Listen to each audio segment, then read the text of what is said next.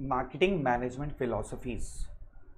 इसका मतलब ये होता है कि जब भी कोई भी ऑर्गेनाइजेशन मार्केटिंग करती है तो उसके बैकग्राउंड में यानी कि माइंड में उस कंपनी के मैनेजमेंट में कुछ फिलॉसफीज होती हैं, कुछ कॉन्सेप्ट्स होते हैं जिसको फॉलो किया जाता है। उसको बोलते हैं हम बिजनेस फिलॉसफीज। यानी जो मार्केटिंग को रिलेट करती है, हम मार्केटिंग कैसे करेंगे उसके पीछे कुछ फिलॉसफीज काम करती हैं। और ये फिलॉसफीज डिपेंड करती हैं प्रोडक्ट लाइन के ऊपर में, अलग अलग इंडस्ट्रीज में वहाँ पर अलग अलग फिलॉसफीज को यूज़ किया जाता है मार्केटिंग करने के लिए। तो चलिए डिस्कस करते हैं यहाँ पर वो कौन कौन सी फिलॉसफीज होती हैं और उनका मतलब क्या होता है।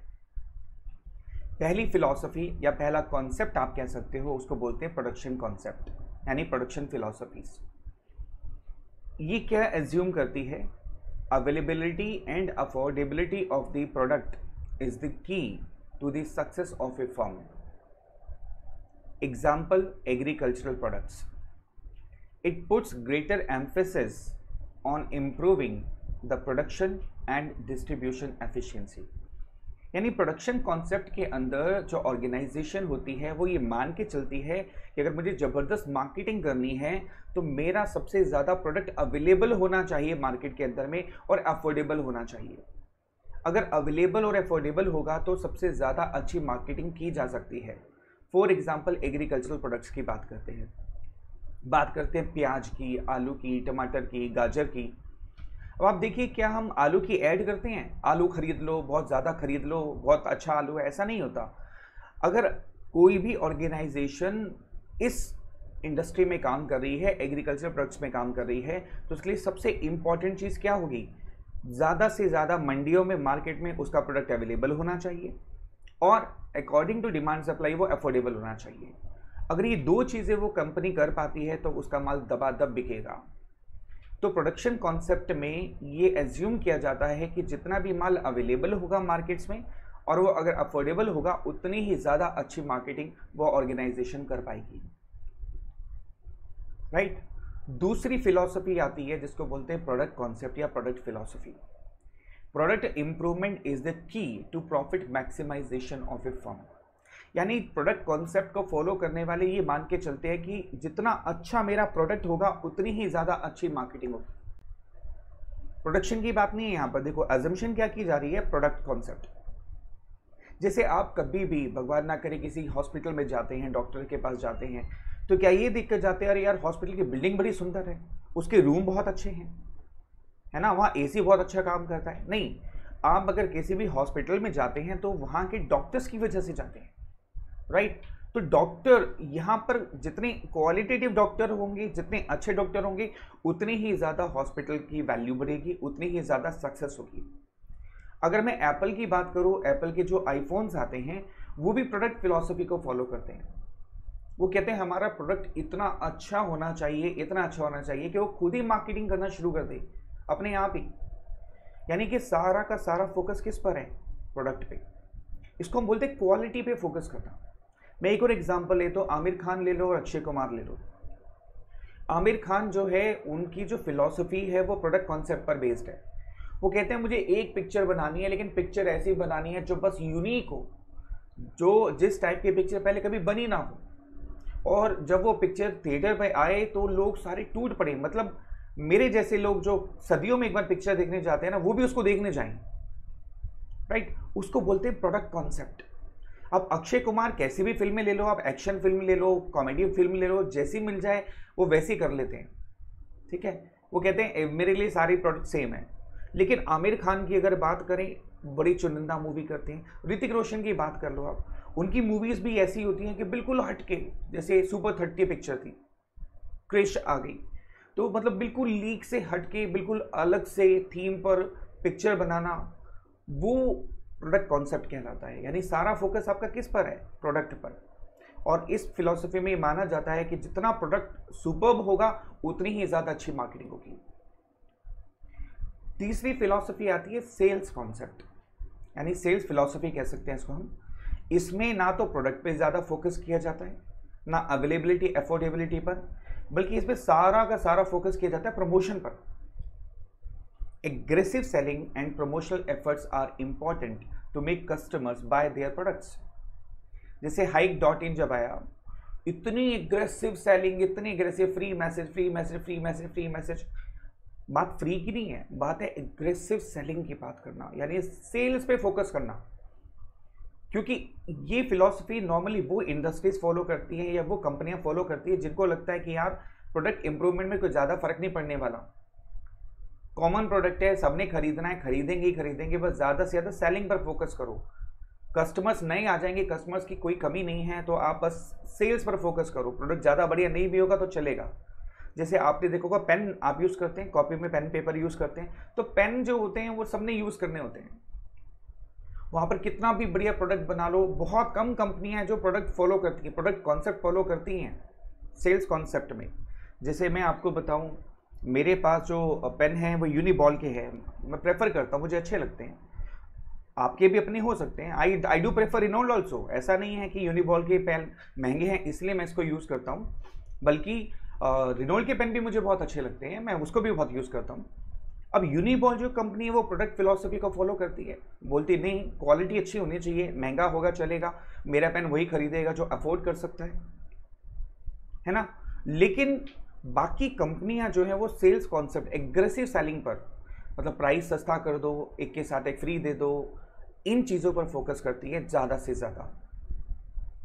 कौन सा फिलॉसफी होगी ये? Sales philosophy. चौथी फिलॉसफी आती है marketing concept. Marketing concept assumes focus on satisfaction of customers need is the key to the success।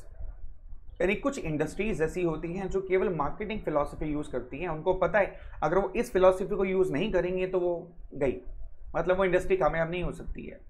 For example insurance sector, कोई भी पर्सन कोई भी पॉलिसी क्यों कराता है? सोचिए, जब तक कस्टमर की नीड के हिसाब से अगर पॉलिसी नहीं होगी तो कोई पर्सन पॉलिसी कराएगा ही नहीं, पक्की बात है। इसलिए आप देखोगे इंश्योरेंस सेक्टर में खासकर LIC हर साल नई पॉलिसियां लेकर आती है। इसका मतलब क्या पुरानी पॉलिसी अच्छी नहीं है उसकी? क्या हर साल नई पॉलिसी? साल का मतलब ये नहीं कि साल में एक पॉलिसी आती है, साल में कई पॉलिसीज आती हैं। वो कस्टमर की डिमांड को फोकस करती हैं और जैसे ही उनको लगता है कि यार ये कस्टमर की नीड है, इंश्योरेंस चाहिए, पॉलिसी लॉन्च, उसको बोलते हैं मार्केटिंग कॉन्सेप्ट। यानी कि कस्टमर पर बिल्कुल निगाहें गाड़ के रखना और जैसे ही उसकी नीड आपको आभास हो वैसा ही एक प्रोडक्ट लॉन्च कर देना। यानी यहाँ पर सारा का सारा हमारा फोकस किस पर होता है? कस्टमर्स की नीड पर होता है। मैंने कहा ना, हर इंडस्ट्री में अलग अलग तरीके से अलग अलग फिलॉसफीज यूज़ की जाती हैं। डिपेंड करता है कि फर्म की सोच क्या है, ऑर्गेनाइजेशन क्या सोच करके बिजनेस करती है, किस इंडस्ट्री में काम किया जा रहा है। जैसे मैंने अभी एग्जांपल लिया, एग्रीकल्चर के अंदर में आप आलू की ऐड करना शुरू कर दो तो कोई फर्क नहीं पड़ेगा उससे। इट्स बेसिकली नीड, जिसको खाना वो खाएगा ही खाएगा आलू, है ना। ऐसा नहीं है कि वो आलू आपका दिख करके अरे वाह बड़ा अच्छा आलू है, ये तो पहाड़ी आलू है, इसको हम खरीद लें, ऐसा नहीं होता। ठीक है। लास्ट आता है कॉन्सेप्ट फिलॉसफी जिसको बोलते हैं societal marketing concept. Societal marketing concepts assumes the long-term welfare of the society is the key to success। यानी कि ऑर्गेनाइजेशन जो इस फिलॉसफी को फॉलो करती हैं वो ये एज्यूम करके चलती हैं कि जब तक हम सोसाइटी का भला नहीं करेंगे हमारा भला नहीं हो सकता। यानी कि ये वैसे प्रोडक्ट बनाती हैं जो सोसाइटी के काम है और वहीं से प्रॉफिट कमाती हैं। देखो यहाँ पर इसका मतलब ये नहीं है कि सोसाइटी का भला का मतलब है कि आप सस्ती चीज़ दे दो या उनको कम प्राइस पर दे दो या लॉस में दे दो, ऐसा नहीं है। बट ये मान के चलती है प्रोडक्ट वो बनाया जाए जो सोसाइटी के काम भी है और हमारा भी भला हो जाए। यानी यहाँ पर कस्टमर की नीड पर भी फोकस किया जा रहा है और सोसाइटी के बेनिफिट पर भी फोकस किया जा रहा है।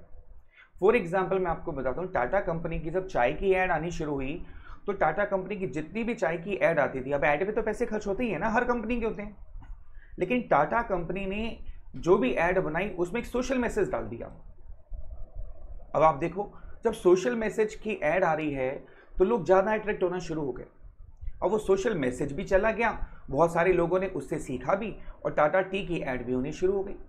जैसे इलेक्शन के टाइम पर मुझे याद है, छोटी पत्ती बड़ी पत्ती, यानी छोटी रिस्पॉन्सिबिलिटी और बड़ी रिस्पॉन्सिबिलिटी को कैसे फॉलो किया जाए उसको सिखाया गया। हेलमेट पहन के जाना चाहिए, नहीं पहन के जाना चाहिए, उसको सिखाया गया। तो बड़ी अच्छी बात लगी मेरे को टाटा टी की इस बारे में कि टाटा टी जो है, टाटा कंपनी जो है टी के जो ऐड करती है वो सारे सोशल मैसेज के थ्रू करती है।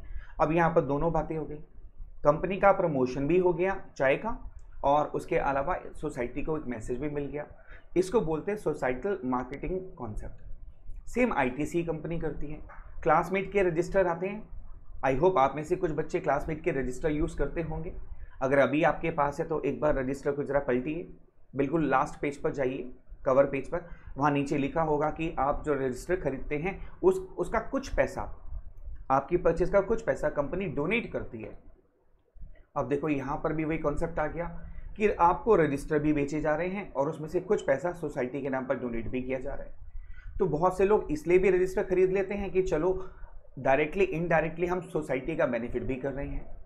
तो यहाँ पर दोनों चीज़ें फोकस होती हैं, क्या, कस्टमर्स की नीड भी और सोसाइटी का बेनिफिट भी। इसको बोलते हैं सोसाइटल मार्केटिंग कॉन्सेप्ट। बेटा इस कॉन्सेप्ट के जब नोट लिखोगे ना तो ऊपर लिख लेना very very very raise to the power infinitive important. मैं ऐसा क्यों बोल रहा हूं, क्योंकि आपका बोर्ड एग्जाम के अंदर में इस टॉपिक से क्वेश्चन ना आए ऐसा हो ही नहीं सकता। मतलब कुछ टॉपिक ऐसे हैं जो अपने ऊपर लिखवा के लाए हैं भाई, मैंने तो आना ही आना है एग्जाम में, उसमें से ये एक कॉन्सेप्ट है जो पक्का 100% आएगा ही आएगा। अभी खत्म नहीं हुआ ये, अभी इसको हम एक बार और चार्ट से ड्रॉ करेंगे। और ये नोट्स अगर आप नहीं लिख पा रहे हैं या डिटेल में लिखना चाहते हैं तो नोट्स को रेफर जरूर कीजिए, आपको वहां पर एक टेबल मिल जाएगी। अभी इसको दोबारा से ही रिलेट करते हैं, जरा आइए अलग अलग फिलॉसफीज को जरा कंपेयर करते हैं और यहां पर क्वेश्चन बहुत अच्छे से बनता है।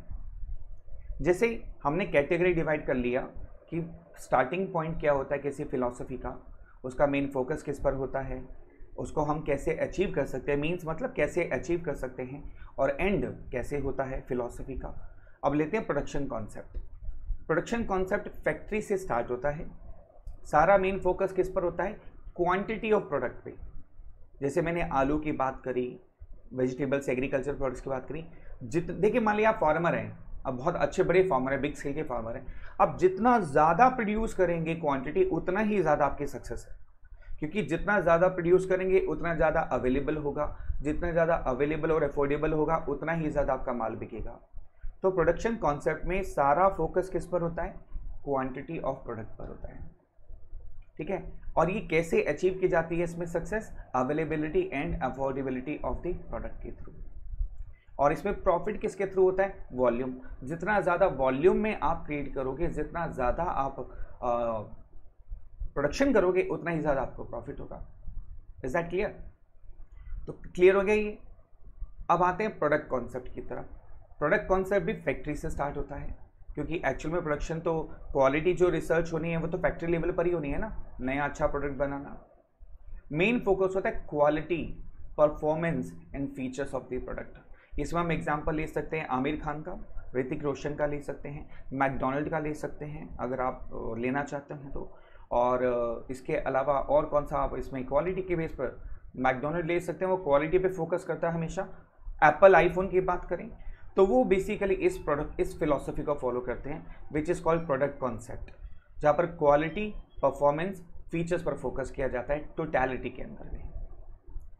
मीन्स यानी कि इसमें एक खास बात हो रहा है प्रोडक्ट इंप्रूवमेंट, यानी ऐसा नहीं कि आपने एक बार एक प्रोडक्ट बना दिया तो दैट्स इट फाइनल, उसमें इंप्रूवमेंट, कॉन्टिन्यूस इंप्रूवमेंट लाना प्रोडक्ट के अंदर में। कॉन्टिन्यूसली जब आप इंप्रूवमेंट लाते हैं तो ही आप इस फिलॉसफी को फॉलो कर पाते हैं। और यहाँ पर प्रॉफिट होता है प्रोडक्ट क्वालिटी की बेस पर। जितनी अच्छी क्वालिटी होगी उतना ही ज़्यादा प्रॉफिट कमाया जा सकता है। फिर आता है सेलिंग कॉन्सेप्ट। सेलिंग कॉन्सेप्ट भी फैक्ट्री से स्टार्ट होता है, क्योंकि जितना ज़्यादा माल बनेगा, जितना अच्छा माल बनेगा उतना ही ज़्यादा माल बिकेगा, और जितनी आपकी कैपेसिटी होगी बनाने की उतना ही आप सेल कर सकते हैं। मेन फोकस होता है एग्जिस्टिंग प्रोडक्ट पर, यानी जो प्रोडक्ट बन गया उसी पे सारा फोकस करना है, उसको इम्प्रूवमेंट में नहीं जाना, ठीक है। मेन है उसको बेचना। तो यहाँ पर मीन्स क्या है, किसके थ्रू आप इस कॉन्सेप्ट को फॉलो कर सकते हैं, सेलिंग एंड प्रमोटिंग। ज़्यादा से ज़्यादा सेल करना, ज़्यादा से ज़्यादा प्रमोट करना, यानी प्रमोशन में लगे रहना हर जगह। मतलब टीवी पे उसी की ऐड आ रही है, न्यूज़पेपर में उसी की ऐड आ रही है, रेडियो पर उसी की ऐड आ रही है, बैनर, पोस्टर्स, सब कुछ आप प्रोडक्ट को फॉलो, उसको प्रमोट कर रहे हैं। Ends profits through sales volume. Of course selling concept के अंदर में जो प्रॉफिट होता है वो सेल्स वॉल्यूम के थ्रू होता है, जितना ज़्यादा सेल्स उतना ही ज़्यादा प्रॉफिट होगा। फिर आता है marketing concepts. Marketing concepts market से स्टार्ट होता है। देखिए यहाँ फर्क आ गया, पहले तीनों कॉन्सेप्ट फैक्ट्री से स्टार्ट हो रहे थे, यानी उनका बेस फैक्ट्री है, लेकिन मार्केटिंग कॉन्सेप्ट का जो बेस है वो मार्केट है। यानी कस्टमर की नीड आपको कहाँ पता चलेगी, फैक्ट्री में नहीं, मार्केट में, कि कस्टमर क्या चाहता है। इसलिए सारा फोकस किस पर होता है हमारा, कस्टमर की नीड पर। और ये कैसे अचीव की जा सकती है philosophy, integrated marketing. Integrated marketing का मतलब है कि आप कस्टमर की नीड को कितना अपने प्रोडक्ट में कन्वर्ट कर पाते हो, इंटीग्रेट कर पाते हो। मान लीजिए कस्टमर की 10 नीड है, अब ज़रूरी नहीं है कि आपका प्रोडक्ट 10 के 10 नीड को पूरा कर पाए, तो 5 नीड, 6 नीड या 10 के 10 नीड को पूरा कर सकता है। कितना आप इंटीग्रेट कर पाते हो उस पर डिपेंड करेगा। ऐसा नहीं होता कि कस्टमर की 10 ज़रूरत है तो 10 की 10 ही आपके प्रोडक्ट जो पूरी कर पाए। आप कितने लेवल तक जा सकते हैं, कितना ज़्यादा उसको इंटीग्रेट कर पाते हैं as per the customer need, उस पर डिपेंड करेगी ये फिलॉसफी की सक्सेस। और एंड क्या है, प्रॉफिट थ्रू कस्टमर सेटिस्फेक्शन। जितना ज़्यादा कस्टमर का सेटिस्फेक्शन होगा उतना ही ज़्यादा आपकी मार्केटिंग होगी, उतनी ही ज़्यादा आपको सक्सेस मिलेगी। लास्ट फिलॉसफी आती है सोसाइटल कॉन्सेप्ट। इसका स्टार्टिंग पॉइंट दोनों होता है, मार्केट भी और सोसाइटी भी, यानी कस्टमर की नीड भी और सोसाइटी का बेनिफिट भी। हमारा सारा फोकस दोनों चीज़ों पर होता है, कस्टमर की नीड पर भी और सोसाइटी के वेलबींग पर भी। यानी ऐसे प्रोडक्ट बनाना जिससे कस्टमर की नीड भी पूरी हो और सोसाइटी का बेनिफिट भी हो, एक तीर से दो निशाने। ऑफ कोर्स यहाँ पर भी मीन्स इंटीग्रेटेड मार्केटिंग होता है। सेम थिंग कि आप कस्टमर की नीड को और सोसाइटी के वेलबींग को कितना ज़्यादा इनकॉर्पोरेट कर पाते हो, इनकलकेट कर पाते हो अपने प्रोडक्ट के अंदर में, उस बात पर डिपेंड करेगा। एंड्स की बात करें, profit through customer satisfaction and social welfare, यानी कस्टमर को कितना सेटिस्फेक्शन मिलता है, सोसाइटी का आप कितना वेलफेयर कर पाते हो, उस पर डिपेंड करेगा आपकी सक्सेस और आपका प्रॉफिट। अब ये तो वही 5 फिलॉसफीज है जिसको हमने टेबल में कन्वर्ट किया। अब क्वेश्चन कैसे आएगा, फिर से लिख लो, वेरी वेरी वेरी इंपॉर्टेंट। इस टेबल से क्वेश्चन 101% आपके एग्जाम में आएगा, और 1 मार्कर में तो सबसे ज्यादा इंपॉर्टेंट क्वेश्चन है, आएगा ही आएगा, मैं आपको बता रहा हूं। ये 1 नंबर से लेकर के 6 नंबर तक क्वेश्चन आपके एग्जाम में आ सकता है, पक्का। मतलब इतनी ज्यादा प्रोबेबिलिटी है इस क्वेश्चन के आने की। कैसे आएगा, name the philosophy which has a main focus on quantity of A product and which result in profit through volume of production. Answer would be production concept या production philosophy। यानी कि मेन फोकस की जो line है बेटा, वो means की और एंड्स की, ये बहुत इंपॉर्टेंट है। इन 2 या 3 पॉइंट को मर्ज करके आपसे फिलॉसफीज आइडेंटिफाई करने के लिए कहा जाएगा। और अगर आपको 5 फिलॉसफीज में फर्क नहीं पता तो आप फंस सकते हैं। 1 मार्कर में तो आप फंस ही जाएंगे, बल्कि केस स्टडी के अंदर में आपको काफ़ी डिफिकल्टी होगी अगर आपने इन 5 में डिफरेंस नहीं समझा। हर की पॉइंट पे आपको फ़र्क समझ आना चाहिए कि फोकस किस पर होता है, इंटीग्रेटेड मार्केटिंग कहाँ पर होती है और एंड कहाँ पर होता है। ध्यान से देखो, प्रोडक्शन में एंड होता है वॉल्यूम के थ्रू, प्रोडक्ट में एंड होता है प्रॉफिट थ्रू प्रोडक्ट क्वालिटी। यानी प्रोडक्शन में प्रॉफिट होता है वॉल्यूम पे डिपेंड करता है, प्रोडक्ट में क्वालिटी पर डिपेंड करता है, सेलिंग कॉन्सेप्ट में सेल्स वॉल्यूम पर, मार्केटिंग में कस्टमर सेटिस्फेक्शन पर, और सोसाइटी में customer satisfaction and social welfare. तो 5 पॉइंट अलग अलग हो गए, हुए ना।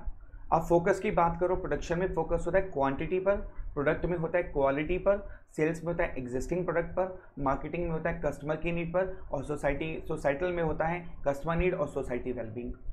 तो ये जो 2 पॉइंट है, मेन फोकस और एंड से, तो बहुत ही इंपॉर्टेंट है। इस पर आपको बहुत सारे MCQs मिलेंगे, बहुत सारी केस स्टडीज मिलेंगी।